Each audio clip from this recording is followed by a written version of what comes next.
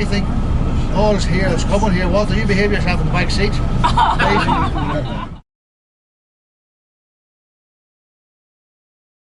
We're in the townland of Killymallee at the minute. We're going to go around the corner here and John will explain this to Fort Edward. Actually, as we go through each townland, if I don't remember, we will give you the name and the meaning of the townland and its original Irish name. So since we're starting in the townland of Killymallee, Killymallee is the Dog's Wood.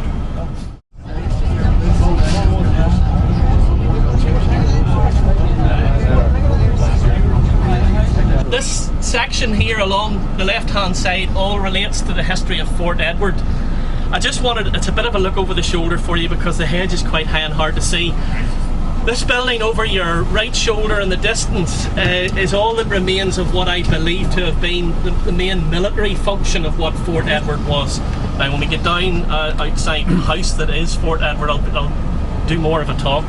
But what remains today there is a relatively modern three-gable or three-dormer bay house, but it's the outbuildings that are just behind it that go back maybe nearly 200 years. Certainly they're on a map of 1830 and it shows a G-shaped structure of buildings with an open gateway and a central courtyard.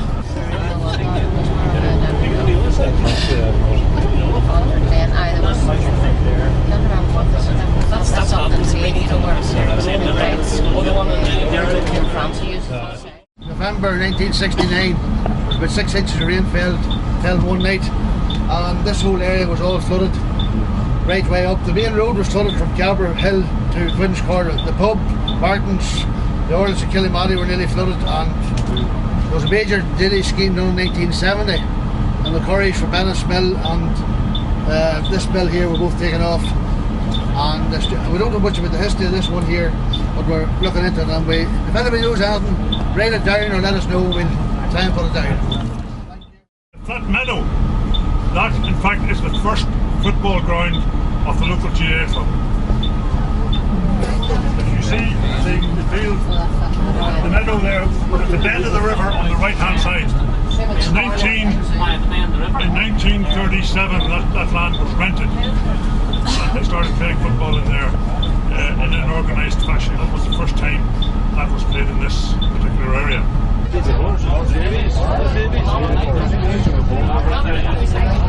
Just got over the new bridge was built in 1972, 3 years after the flood in 69. This whole area was awash with water at that time. I think it was not even the top of the hedges weren't even showing. We're in the townland of Killyleven now, which is Leven's Wood in Irish. You have a couple of vocal then? Auchentober Orange Hall, which replaced the old Auchentober Hall, which was just up the road another 100 yards. It was originally Auchentober School, built in 1822, and it closed in 1862. It was replaced by Parker Rower School, which was built by Lady Caroline Burgess, daughter of Lord Leitrim, one of the most infamous landlords of the country. But she was very benevolent and built the school and treated the children very, very well in the area. The Orange Hall here is used by the local lodge and Auchentober Pike Bands, which have world champions in their various grades. James Walton to fill you in a bit more on that. He's one of the experts. And we'll go down here, and the next port of call is Killyleven School, just down the road here. There's a lady here who went to Killyleven School many years ago, all the way from Liscallan. So there's a fair down there from Liscallan to Killyleven School. I know there's a few others on the bus here went to Killyleven. You went to Harley? I did, Aye. I went. I don't know if there's anybody else here went to Killyleven or not. That's all.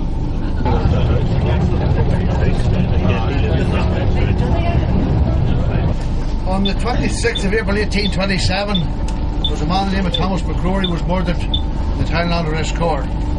If anybody knows, on the old road again, from Castlecovid, where you go out instead of turning bearing right at the head of the main street, we straight on up past Fort Parches and come down again Devil's Door. Somewhere on that road, Thomas McCrory was murdered. And a man named George Ritchie was accused of the murder. He always maintained his innocence, and what was duly charged and executed in Omagh. Now, the Reverend John Bridge was the minister of Castlecommon Presbyterian Church at the time. He was to give him a character reverence, which he didn't do. And I reckon if he had got a character reverence, he wouldn't have been hung. But it went out very, very badly with the Presbyterians in Castlecommon, and there was all sorts of rows in Castlecommon over the head of George Rissy being hung. And the Reverend John Bridge then was locked out of the church and was not allowed to go back to it. He then came to Kileleven, and it's either that barn or another old building was in that wee garden there just in front of what was Francis McCullough's house there. He built a meeting house there which lasted for 3 or 4 years, or maybe 5, till the Reverend Bridge fell off his horse and was killed. And the people said locally he deserved what he got. I don't know, and that's what we're talking about. Now, whenever they widened this road in 1867, the road used to run up right in front of the house and round through the yard. We took this corner off, and there was supposed to be bones found, human remains found at that stage. Now, I can remember it at the time, and I don't know whether it was ever proved or disproved. So we're not just sure about that, but there may have been people buried there from that time. So that was 1828, that was built, and it lasted for 3 or 4 years. Now we're going up past Kileleven School, and we have a lady here. How you meet up the way we went? There's another lady here, the whole way from Liscallen. We went to Kileleven School many years ago, and I think when we pull up the school, she wants to say a few words as well. Oh, sorry.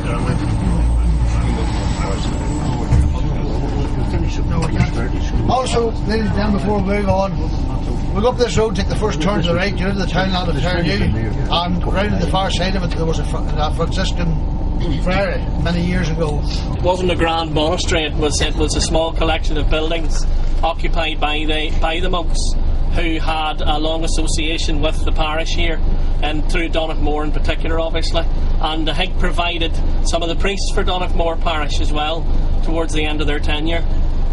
If you look very carefully, there are meadows on the left hand side when you go over the bridge, and they're 4 or 5 feet lower than the river, and it's dry, or reasonably dry. They actually built an aqueduct many years ago, I'm not sure how long it's there, where they piped the Shuck onto the river, and it runs down for another half mile before it joins the river again. So it's an interesting feature. It's something that I discovered, well, sort of you was there, young, but rediscovered again maybe some 20 odd years ago. I've examined it a couple of times, and a great feat of engineering that the river runs across a Shuck. So some of you, if you're out for a down there some Sunday, you can have a look at it. Keith Willis lives in the school, and if he wants to come up and have a look at it at some stage, I think they'll be perfectly welcome. It was built in 1835 and closed in 79. The first principal was Master Bristow, who moved from Parkadore, and the last principal was my mother, who taught there from 1953 to it closed. And Anna here maybe wants to say a few words. She walked the whole way from this gallon over with the grey stone the whole way here. It was a fair way down there. Richard Knox here is my cousin, and our aunt, Miss Isabel Knox, was the principal of Kileleven from I don't know how long she was the principal, but let's say 1940 to 40 something, not too many years. And I was sent there from 1941 to 43 because she was my aunt and she was the best teacher in Tyrone. As Walter said here, it was a fair wee dander from Liscallen, I don't know where, sort of quite near Greystone, over the hills, you know, behind Clinty. Over those hills there were roads that were just paths really, down to Lytle's Corner and then up to Quinn's Corner. That was the route I took. So I just thought some of you may remember my aunt there. And the assistant was Mrs. Miller, the assistant teacher. Mrs. Miller. Her husband was the ranger at Parkadore. Anyway, I emigrated to South Africa in 1953, so I've just very recently been widowed, which I'm still grieving, but part of my therapy was to come back to my roots and be spoiled and fussed over by all the Knox family.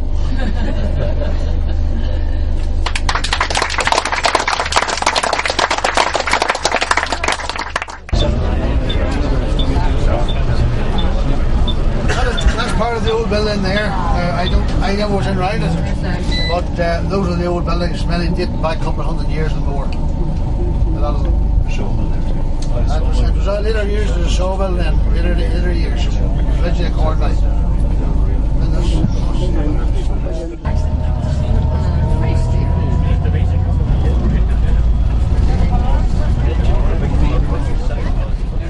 now, we're still in the townland of Gortlina and Derrykeel.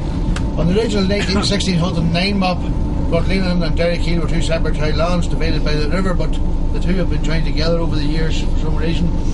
Now, just on the field on the right hand side, in my young day, there was ruins of an old house. George Dunbar lived there, and one night him and his wife and young son were burnt. Now, I don't know much about all of that happened and who they were exactly. And if anybody knows anything about it, I would like to find out more about it. They were buried in Killishall in 1955. It was 55, was it? I don't even know the date. 54, 55. Peggy. I knew somebody would know something about it, that's why we stopped here to mention it. So thank you very much. The record is in Killishall Church. Yeah. I think the house was probably thatched and wet and fire. Where I had friends of theirs home tracing them last year, and I went down to Killishall Church to get that for them. Very good. Thank you very much, Peggy. That's a good job. We stopped here. Agenduff means the field with the black head. Ivan has got your name on it somewhere, so there must have been a black-headed man knocking about here. I was going to say it's not you, and it's not Winston. This particular area here probably wasn't settled until the late 1600s. This would have been this is what they used to call the fastness of Tyrone. It was wooded, inaccessible, and you only got up through the rivers. There were no roads, of course, and paths through woods.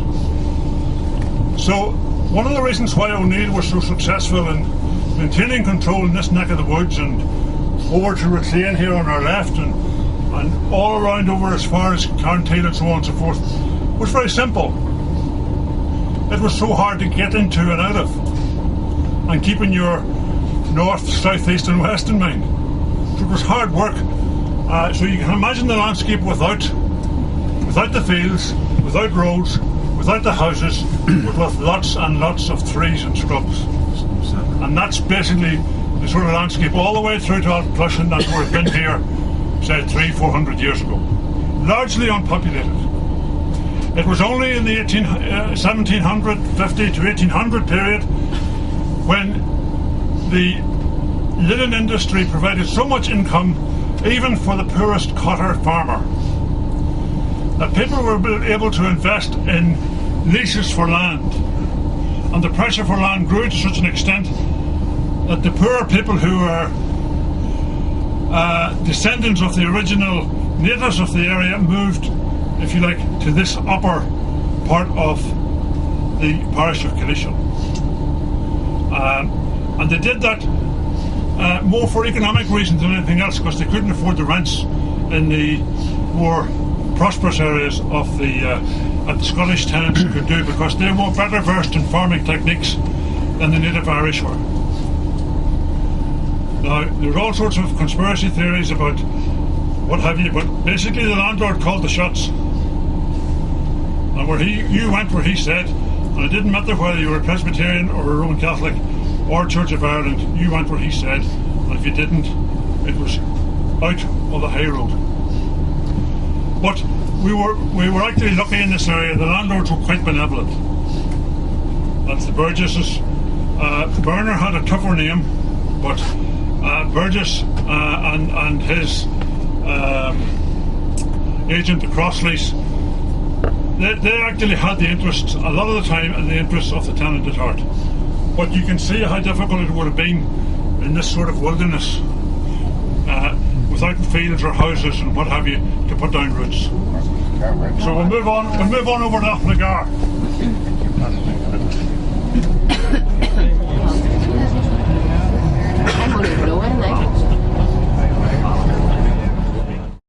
Can you hear me, folks? Yeah. Just here on the right is a memorial stone to Auchnagar School, which was built in the 1800s and closed in 1928. Just up along this hedgerow, in the summertime, when the school was overflowing, they were taught literally on the side of the road. And my mother was one of those pupils. There was a head school here, going back 2 centuries, and there were travelling teachers in those days who taught the classics, Greek and Latin. So don't think that just because we're living in the 2010, there are very few who have the benefit of a classical education. But some of the folks from around this neck of the woods did have. And most of the time it was multi-denominational, as most of these had to be because of distances of walking and so on and so forth. On your left is one of the most westerly church of the parish of Killishall. That's St. Joseph's or St. Patrick's Auchnagar. This church was built in somewhat controversial circumstances as a result of a decision to build St. Joseph's Church in Akinduff.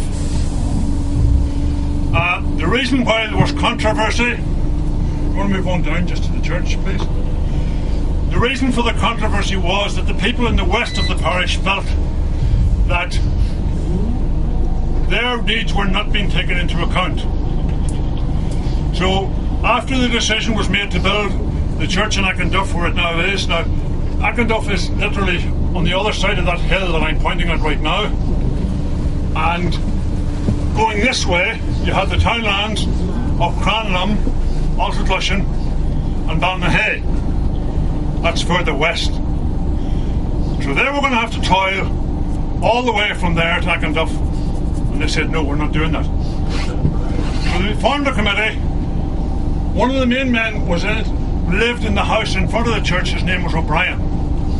And then there's a house on your left below the church. We'll be passing it, belonging to a family of Donnellys, and they were known locally as the Dr. Donnellys. And they had actually a medical doctor in the family, and were considered, I suppose, in their day, middle-class Catholics. And through their connections with people abroad and so on and so forth, the money was raised 1 year to build the church. In 1 year. And 1 year later, folks, the church was built. And they drew the gravel from the river in Balnahay, and they appointed an architect or a clerk of works to oversee the work. And even though the Archbishop in Armagh and the parish priest of the time was not in favour of the church being built, they went ahead anyway. And they had their way, and in a few years it was officially became, an accepted church. The old people of this area would, there used to be a lady, Maggie Doherty. She died about 5 years ago at the age of 95. I always remember, and she said, I was born in 1909. And she told me that one of the higher ranking priests was visiting the area, and he was not in favour of the church. And as he passed it, he said, I think that will make a fine barn. So that did not go down too well with the locals. So from those days, right up until, I suppose, the generation before us, there was this strong sense of pride in the church, and that it was built by purely voluntary effort, without the church's blessing, but later on it did have. So that's a short history of St. Patrick's Auchnagar. And Auchnagar means the field of the small spring, the field of the crane or herons. Now cranes and herons go into marshy ground where there's lakes and water, so that makes a lot of sense if you think about it.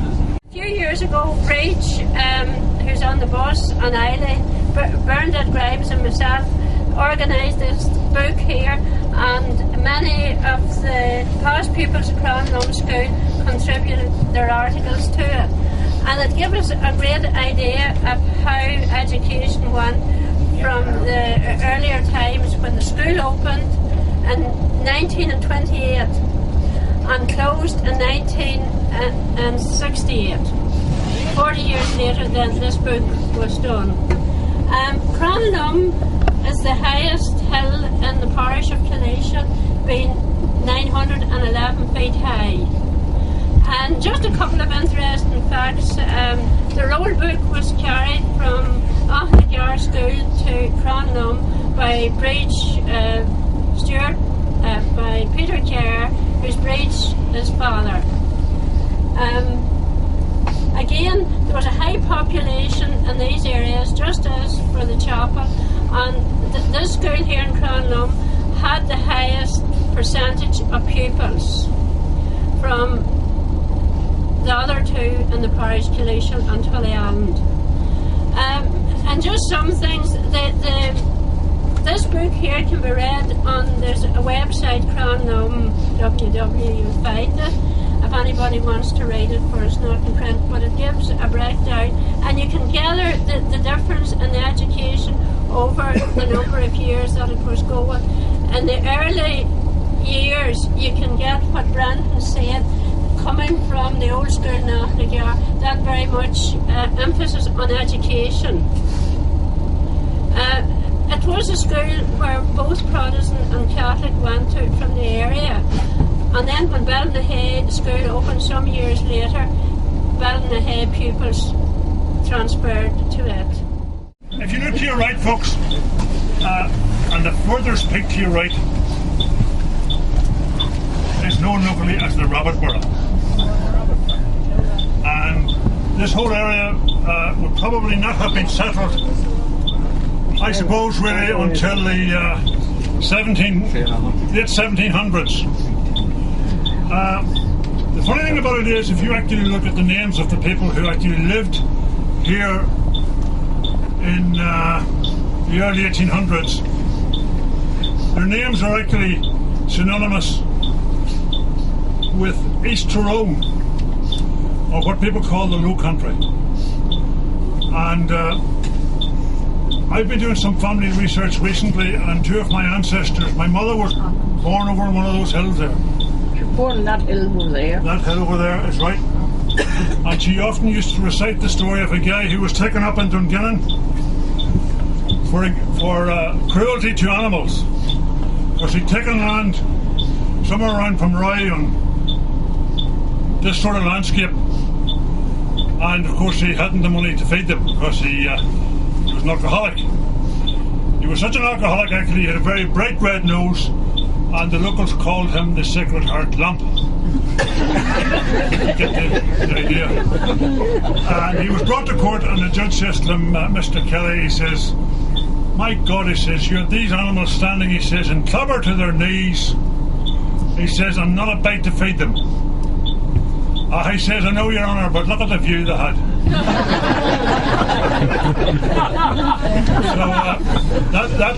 So that basically would tell you a little bit about my mother. Always thought that story was very relevant to her upbringing. Having said that, it actually was quite heavily populated way back a century ago and further back. And her name was Conlon, and her mother's name was McCusker. And as any of you who are into the study of surnames will know, those two names are synonymous with Ballinderry. So we think that's where they originated from, and when this land squeeze that we talked about earlier on, this is where people who had no land or no right to land ended up trying to make a living out of these hills. One of the things, they weren't great farmers, but they were great guys to make a bottle of putty. And to a certain extent, you could still get a decent brew if you looked for it. When I got married 32 years ago, I got the present of a bottle of poteen, and I opened it one night about 25, 26 years later.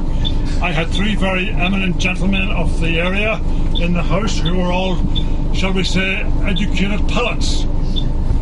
And they said it was the finest alcohol they'd ever drank. And that was made somewhere around down there somewhere. But it just shows you the skill that's required in doing it, and double distillation and all the rest of it. It was a very important part of people's existence because it gave them relief from the miserable existence they had. Couldn't afford to go to pubs. Couldn't afford it. You know, go down to the pub and get a pint. You know, they had to make their own fun. And they did that, and they used occasions, you know, in my mother's memory, they used occasions where they had American wakes, which were the saddest events of all. Where in 1928, as my own family was just an illustration of that, 4 of them emigrated in the 1 year to Philadelphia. And they had a big night for them. And it literally broke their mother's heart, and she died 6 months later. You can imagine the dreadful feeling of emptiness and loss of parents whose family largely left here, probably never to return in some cases, but never to see their parents again. So that was a realistic part of life, and it wasn't just of people of one denomination. It was both denominations, because there were plenty of Presbyterians and Church of Ireland people who lived up here as well. There were Ellisons, there were of course Peggy's family, the Cairnses, but they all got on really, really well because they had no other choice. It was subsistence rather than existence, and it was tough.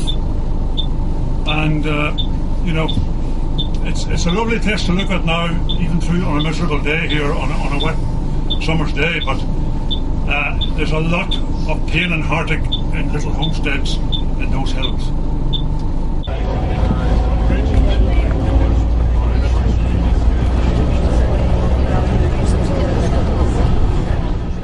This Presbyterian meeting house was built in 1840.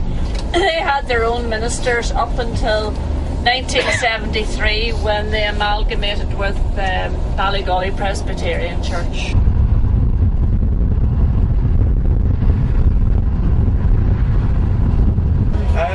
Just stopping here for a toilet break at Grant's homestead. Ulysses Simpson Grant was the 18th President of the United States of America. He wasn't born here. Now, his father and mother wasn't born here either, but his mother's father was born here. And that's where the Simpson in his name comes from. Although he wasn't actually baptized Simpson, his original name was Hiram Ulysses Grant. But somebody, when they're recording him for military school, they knew he's called Ulysses, and they presumed he was given his mother's maiden name as his middle name, so they put him down as Ulysses Simpson Grant. So Ulysses thought this actually sounded good, US Grant, in front of the United States, so he kept that name and used that for the rest of his life. The Simpsons have been recorded here from probably the 1640s, there's some records of them then. Although some of them also lived over in Cullentra.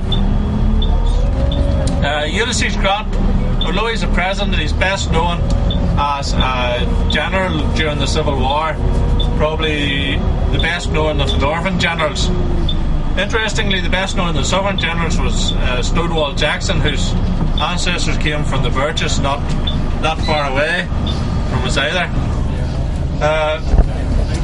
It's supposed to be that Ulysses Grant mightn't be the only famous American to have descents in Durden, a town land. There was McKinley's, if you follow that lane up there to the house, there was McKinley's lived there at one stage, and they're supposed to be connected to President McKinley, another one of the American presidents. And it's believed that Cyrus McCormick, who invented the harvester, and you still see McCormick tractors and machinery to these days, it's believed that his family came from Durdner or close by. So it's not just Harry Ferguson wasn't the only genius of Ulster ancestry in the agriculture industry. Cyrus McCormick also, a generation before that.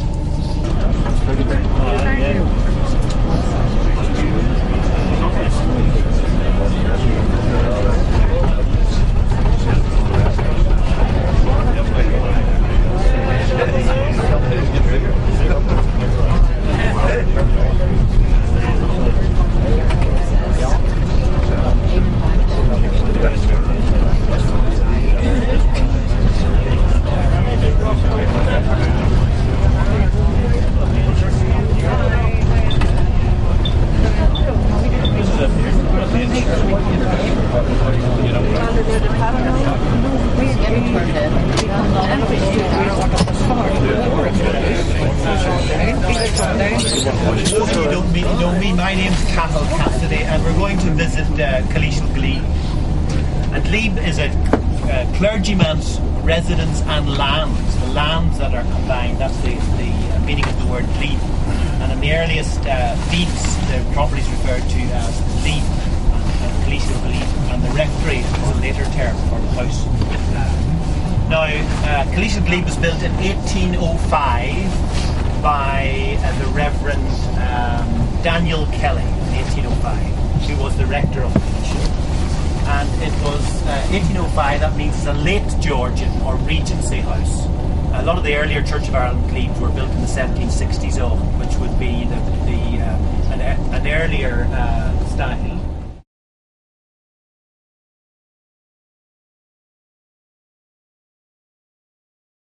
This house or the next house, but this house is the home of Kevin Hughes, the Tyrone Gaelic footballer. Is this one? This one here. Who's well known, of course, to those of you who follow Gaelic football, but this man has won virtually every honour in the game, and he's extremely well known and very highly appreciated in Gaelic football circles.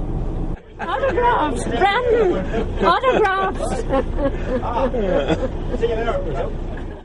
The Mass line in Ackenduf. When we actually, one of the first things we discovered as a historical society was something we didn't know before.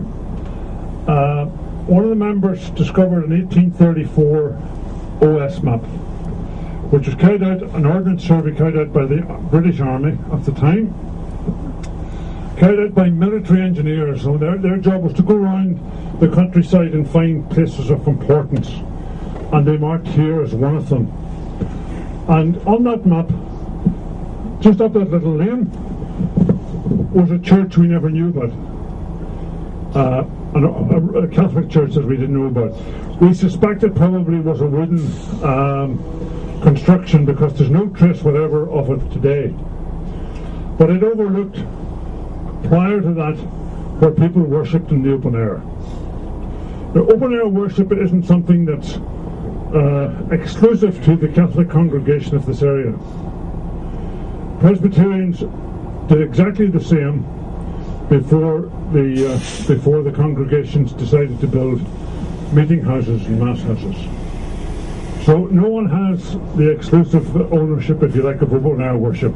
But this is a good throwback to that past of 100, 200 years ago, 300 years ago. We know that in 1767 the church was allowed to be built in Tullyallen, the Mass House as it was then called. So we can assume there was a reasonable amount of religious tolerance by the local gentry. But prior to that, post the 1690s and so on and so forth, when ratings would have been running high, there most certainly wouldn't have been.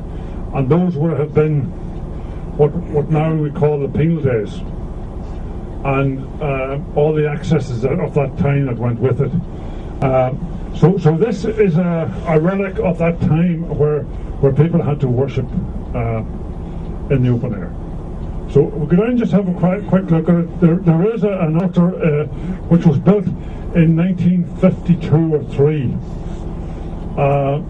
Some of the locals from Ackenduf, including my father, my late father, and others, decided that they would keep some sort of lasting commemoration of this period of time in the Catholic Church's history of the area. So we'll go and have a look at it.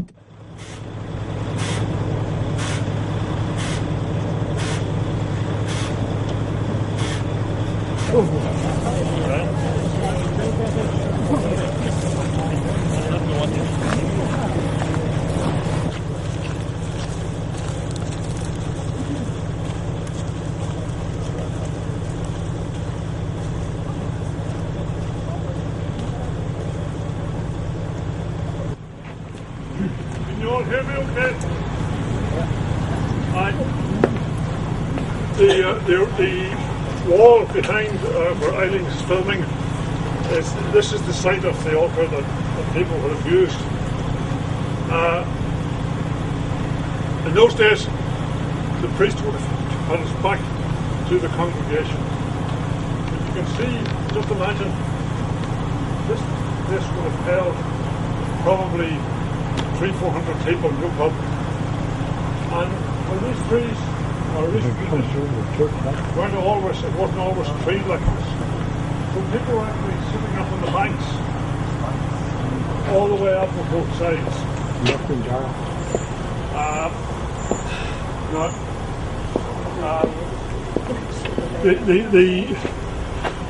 The church, in memory of this, would have held special ceremonies in it on the Feast of Corpus Christi, which is the last Thursday of June. And there would have been a procession from Akenduff Chapel to here, where all those who were first communicants, the girls anyway, would have strewn the way with flower petals. So it's in the old traditions of the Latin Church.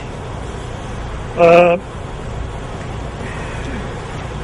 Eileen got married here. Sorry, Bridge? Eileen got married here. And Eileen got married here, yes. Give her a big hand for that. The altar that we see now was replaced in 2000 because, unfortunately, some overzealous members of, I can't remember the regiment, of the army came and took the original altar, took the stone off and broke it. Probably a touch of vandalism, you know, but those days thankfully are behind us.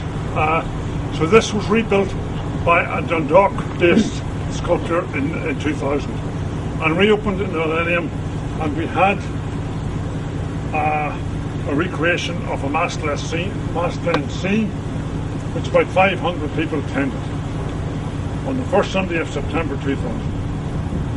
And that, in fact, there's a film record of that. So it's still very, very close to the hearts of Catholic people that originate in Akenduff. My own family and Marie's family and all those have a very close emotional association with this place. You can see how suitable it was for worship. It's enclosed, and we're in Drumlin country, don't forget folks. Little round hills, but suddenly you had this V-shaped valley here.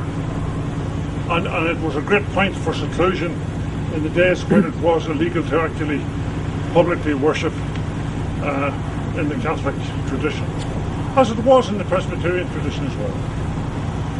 So you're actually standing, if you like, on hallowed ground, particularly for the people of the Catholic faith. Sorry. This was all, remember the ACE scheme? Yes. The trees had all been cut here at one stage, you know, back earlier on. And this was all replanted, and that was done about 30 years ago. About 30 years ago, yeah. Those trees were all planted about 30 years ago. Those trees represent. It was done, I think, at the time by Enterprise Ulster. And now the local council in Dungannon actually take care of this place. Keep the grass cut and keep it tidy and keep the river, which is a tributary of the Una River that runs past it. It was a great, as you can imagine, for children. I'm not going to say how many years ago, but 50 plus. It's a good playground for us. And we used to roll down the sides of the Glen here in those days. and we used it as a shortcut because it would take you out further on down the Fastnesser Road, you know. But it's an area perhaps that those of you who are not of the Catholic faith wouldn't be familiar with. But it's open and welcome to anyone of all and no faiths, anytime they wish. A little bit of solitude, a wee bit place to get away from it all beside the river. It's just a beautiful spot that nature has bestowed on us. That's all.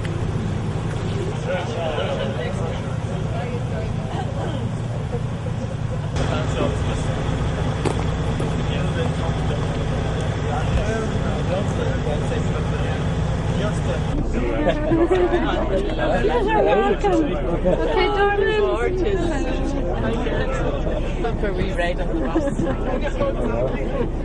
I was born, and further up the same lane where Malachi was born. So this is Holland land here on the left.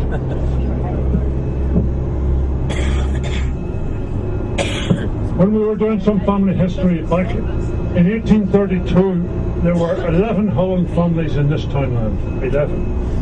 And one other thing that we found, the 61 townlands that we cover in this historical society, in 1841 had a total population of 11,000 people. Now today, folks, we'd be doing well to make it 2,500.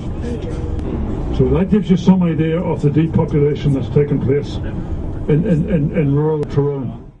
We reckon on a rough calculation that perhaps there may be as many as 80,000 people who could trace the roots to the 61 townlands that this historical society covered, which is a phenomenal amount of people when you think about it. On the left there's a laneway in here, carry on Vincent, there's a laneway in here which is called Crocken Row. And the Irish of that is Crocken-Roa, which means the red rock or the red hill. And Crochology is to your right. And Crochology is over here, so that obviously means something else about the hill as well. So those are all local names that people of our generation would remember but are being lost. So we've made sure they're recorded and kept.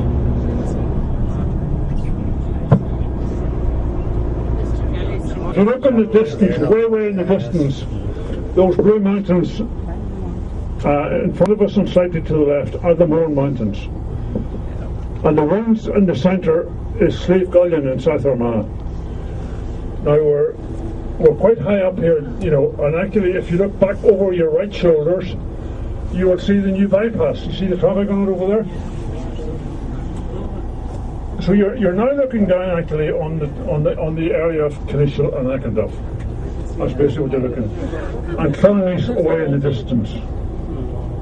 Okay, so the hill that we'll be visiting later on, we actually be looking back to where we are now on the top of Clinty Hill and Clonelly's hills. So the area is covered with these drumlins, these rounded hills, which is a feature of it.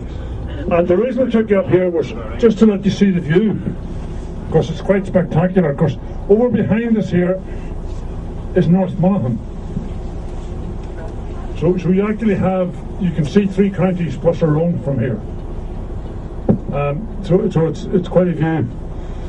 There was a guy called Mickey Kelly who lived between Dungannon and Colayland, and he was a well-known alcoholic. He's long since died, I'm afraid. But due to his alcoholism, he had a very bright red face, and some of the locals called him the Sacred Heart Lump. So he was brought up in court for having animals standing in clabber to their knees on the side of a hill higher than this up in Pomeroy. And the judge says to him, Mr. Kelly, that's disgraceful behaviour, having all those animals standing with nothing to eat up to their knees in muck and clabber.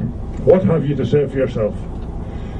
He says, guilty, Your Honour, but my God, he says, look at the view they had. That's where I was born. And there's actually 3 families of Daly's lived in there. Yeah, there used to be, across the way over here, Marie is a little red house, we'll see it when we come back, a little red iron-roofed house where Marie was born. In actual fact, there were three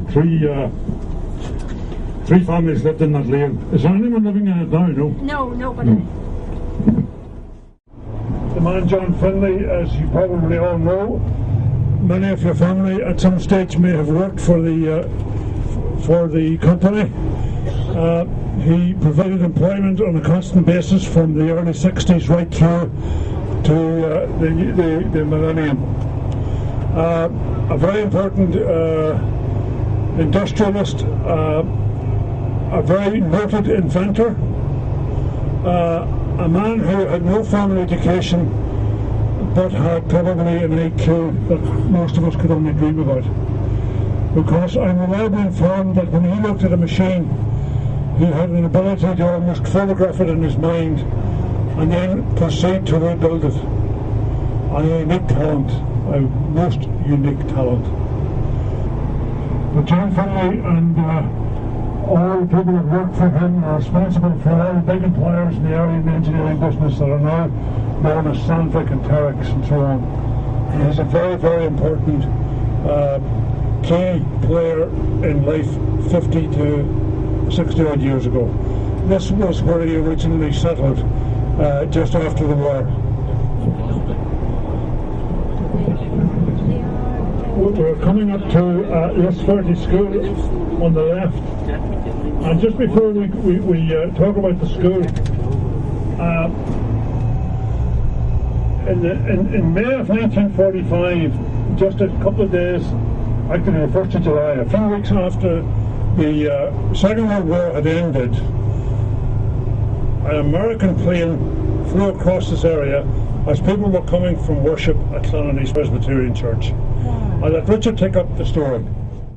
Lieutenant Fred Barton took off from an airfield near Crumlin, known as Langford Lodge. We're not sure what his purpose was that Sunday morning, but tragically he crashed just at the back of the hill we're looking at there, on ground which is now owned by Ivan Hardy. The sole witness to that crash, was your grandfather Joe, and his Willie Peck, and his very lucid account of that unfortunate event is still in print. I'll be able to show it to you sometime. Now, Lieutenant Barton, young and old as he was only in his early 20s. He was married and has a son whom Jonathan, I think, is in communication with. Is that correct, Jonathan? Sorry, yes? Lieutenant Fred Barton, are you in communication with his son? Not directly, but there's an Ulster Aviation Society that does a lot about aircraft histories and crashes. Come on up. Yeah. Fill in the gaps quickly. All right.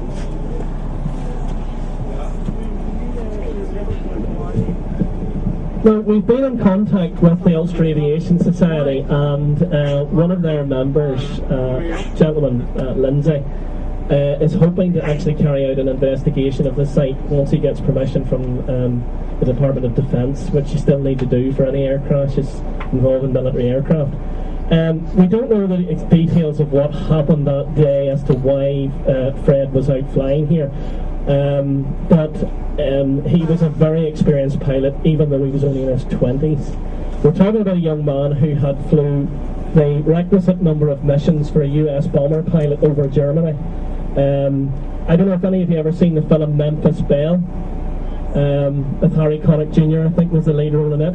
Well, Fred Barton was one of those guys. He would have flown B-17s. This particular aircraft was a smaller bomber, more small to short range bomber. But he was a very experienced pilot, and his job, following he'd done a stint as a bomber pilot, they only had to fly a requisite number of missions, and then they could literally leave the war. That was their stint over. And the reason for that was they weren't expected to survive the requisite number of missions, and the vast majority of them didn't. So he was one of the rare characters who did. He chose to stay on and worked as basically a delivery guy. Aircraft were brought over by ship from America. into Lisahally and Derry and the docks there, and transported by road down to Langford Lodge, where they were assembled and then flown over to England and then into northern France after the D-Day landings. And he maintained that role after he had done his stint. The sad thing we have discovered about Fred's loss here is that Fred's unit had moved to England. The war in Europe was over, and there was only the war in Japan that was still raging, so they were being wound down. And really, if he had gone with his unit the week before, he probably would still be alive. Now, his son is still alive today. It was the last time he was making contact, so we do hope to make direct contact with his son. But I say the Ulster Aviation Society has a very detailed record, not only of the crash and the results of that with investigations, but also with Fred Barton's flight record, which is really quite considerable. So that's something we'll focus on as a society at a later date. The article that I am currently passing around is an artefact from that crash. It's the actual compass of the plane, and it sat in the late Charlie Hamilton's house in Coolhill for years, and I always remembered it as a child. So when interest was resurrected, we'll say, in the crash, I remembered this, and I retrieved it from the Hamilton family. I only have it on loan, but it may be of interest to some of you.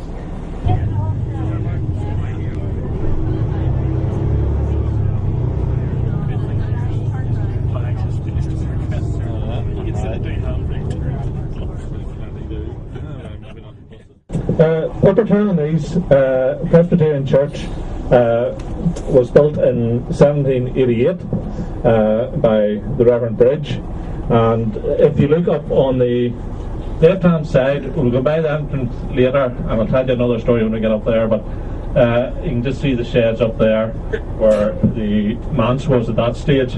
The hall on the left hand side, as you can see, was built in 1937. It replaced the original Clonleys school, which was then replaced by Lisferdy School, and there is some old pictures of a small school on the site. The road actually is the boundary between the townlands of Clinty-Cleven and Lisferdy. Townland comes right up on this side, and then the manse, strangely, even though it's closer to Lisferdy, is actually in Cranslock townland, and the manse actually goes by the name of Daisy Hill rather than Clonleys Manse is the official name of it. We'll travel on up the road a little bit to the top of the hill, and we see a little bit more there. And as he's talking about the Quintown earlier, I think this is Sharkey Town up to the airport. You can drive for about a mile, and most of the houses are all members of the wider Sharkey family.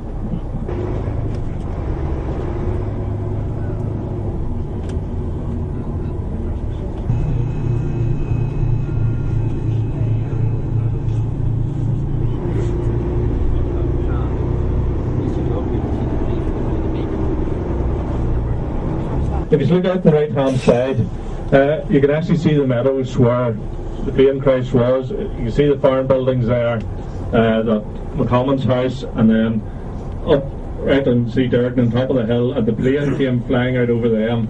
I think Granny reported, she said it almost hit the chimneys of the house, so she was at home at the time.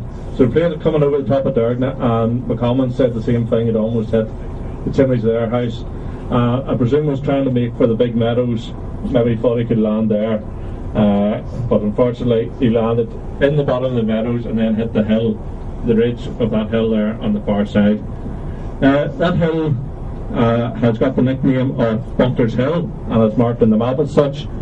The story is that there was a tradition of football matches that dated back to probably the 17th century at least, and in them days they weren't in a confined nice square pitch. They sort of could play across miles, and the rules were rather different until there were no rules, and sort of made them up as we go along. But seemingly the football matches were between ones from around Laney and then maybe some up round Duffs, or up round Durden, so you get Duffs and Hardys and Talbots and names like that. Some of them are still in the area. But it's supposed to be one year the football match got a little bit out of hand and ended up more of a fight, and the local wag said it actually turned into a battle. So they were playing the football match on that hill somewhere, and the wife knew all about the Battle of in the American War of Independence on Bunkers Hill, and so he said it's just like Bunkers Hill all over again, and to this day the hill is still called Bunkers Hill. You'll almost see actually the chimneys of the old Bridge Hall, which was built by the Reverend John Bridge, also built Clonanese. But his son was also a Reverend Bridge, and he lived there as well, and he got involved in the whole George Ritchie affair in Castle Caulfield. George Ritchie was convicted for the murder of Man McCrory, and subsequently went on the run, but then, to cut a long story short, he gave himself up to the Reverend Bridge, thought the Reverend Bridge would testify for him, but the trial came and Reverend Bridge never turned up. He was subsequently convicted and hung for the crime, but the people, they blamed the Reverend Bridge for not testifying for him, and he wasn't a popular man in the country, and eventually he was driven out of the church at Castle Caulfield. He built his own church at Killeleven, which ran for a few years, but then Reverend Bridge himself came to a sad end, where one night, some say down on that road, some say up on this road, with his horse and trap went off the road, and it's supposed to be it either fell off and broke his neck, or he was hung in the reins. You hear different versions, but he too died. People say he got just desserts, but the story doesn't end there. The local belief is that his spirit will not rest until the name of George Ritchie is cleared, and there's stories of people travelling along this road at night, and they got this far and the horse would go no further, so they had to just turn around and go back again. There's other stories of seeing headless horsemen on this road, and other unexplained happenings up at Bridge Hall. Now it's supposed to be there's an exorcism carried out at one stage, and the spirit was put in a bottle and buried in the well, but I'm not too sure whether that has just been enough to settle the spirit forever. So just be wary along this road at night if you see anything unusual. The Bourne Lodge is number 848, and it's in memory of W.J. Marshall Memorial, who was one of the little guys who was killed in the First World War, I believe. With an Orange Lodge, the lower the number is, usually the older it is. Although most things numbers under 1,000 still relate to the first 5 or 6 years of the Orange Order's formation in 1795. However, that isn't actually the case with the Dawn, and it got a reallocated number. In this area, the oldest number that we would have passed earlier would have been Mullinahunch, which is Lily of Clonanese. It's number 96, and it probably dates back to 1795 itself within that original year. Probably the fact that it's within the Crossleys area, as the Crossleys, as agent for the Werners, would have had an early connection with the Orange Order, and the Werners were actually present at the Battle of the Diamond when the Orange Order was formed, so they were right there in the early days, and the Crossleys remained quite influential in the Orange Order for most of the early years. When you come to this area now, up in Durdna, you have LOL 897, and we have an old lodge seal which has Carnteel LOL 897 on it, so it seems to be that the lodge would have sat down in this area originally. In most cases they met in a barn or a small building attached to the Worshipful Master's home, so whenever the Worshipful Master changed, then the lodge moved with him. There were some Duffs living down here at that stage, and it seemed to be they became master, and the lodge was sat there, but then when it changed to some of the Duffs who lived up in Durdna, the lodge eventually moved up that way, and meant there's no lodge down this area, and 848 was then born, and they got an old number which originally met up around Newton Stewart Oma area, and it seems to be then they met in the Bonnie State here. I think there was 2 bands at one stage, a silver band and a pipe band. There's now just the silver band, and the story is over the years the pipe band shared the drums with Tully Allen AOH, and they used them on the St Patrick's Day and the Bon and the 15th of August, and the Bon used them on the 12th of July and the last Saturday. No longer playing.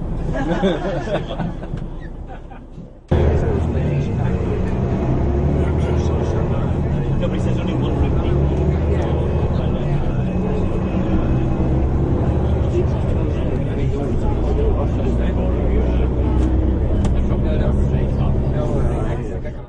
The first Presbyterian in Clonendees, clergyman in Clonendees, was 1617. Now, whether there was any remnants of that congregation after he was ejected in 1622 or not, we don't know. But there was a clapper house built in Clonendees. I think on this site here, or certainly on a site very close, that was sometime in the late 1600s or sometime during the 1600s, early 1700s. Now, the present building here dates from the 1740s, and if you look at the line of trees at the edge of the lawn, that is the site of the road of the Bill race to feed Bannis Mill. And now, this is probably the worst site in the world to build a meeting house or any sort of thing. I would think back to Alder Glen and Aganduff. If you can imagine this road here with a big high hedge up both sides of it, this is a very old road, and that wee hollow in there was where people went to worship. Now, obviously, they had to hide, or if they were not either hide or not be seen, whichever the two you'd like to call it. So that is where the meeting house is at the present time, and in 1788, because the Bill race was dug in the 1770s, 1750s, 1760s, it was dug within a few feet of the corner of the church, and the place was flooded. So there was money gathered up to raise it out of the water, but unfortunately the money was gathered up, the minister and most of the congregation left. But those who were left behind said they wouldn't be removed from their ancient seat, as it was described as their ancient seat. So in 1788, what would you call ancient? I would take it to be at least 100 years.